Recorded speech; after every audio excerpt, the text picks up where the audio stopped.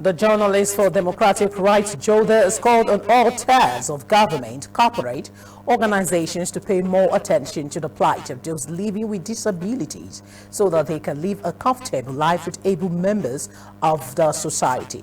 This was part of the decisions reached at one-day training and reporting people living with disabilities PLWDS organized by Plwd with the support of the Ford Foundation West Africa Regional Office held in Lagos. In a communique jointly signed by the executive director of the group, Adewale Adeoye, veteran journalist Segun Abifari, David Anyanle, among others, stated that the rights of people living with disabilities is an important human rights issue, and democracy and good governance are not complete without equitable focus on the rights of PLWDs. According to the organizers of the workshop, they noted that children living with disabilities are denied access to the essentials of life, including shelter, education, and decent housing, which imposes lack of self-esteem on them as they grow up. The workshop stated that the 2006 national census indicated that more than 3.3 million Nigerians live with disabilities, representing some 2.32% of the population as of the time.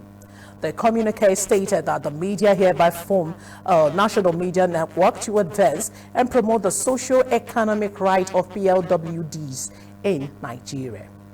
One of such is our people living with disabilities in Nigeria, who are about 27 million of them. And we hope that one of the ways we can bring this issue to the front burner is to engage the media. In terms of budget making process all over the country, budgeting has become a kind of yearly ritual.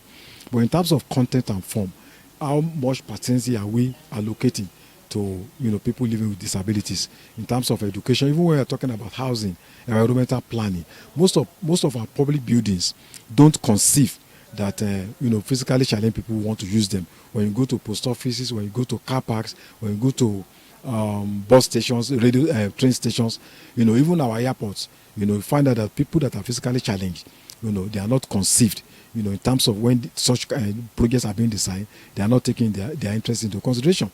But what we are seeing is charity-based approach in doing that. In doing it charity-based, it means that the states do it by reason of compassion, not by law.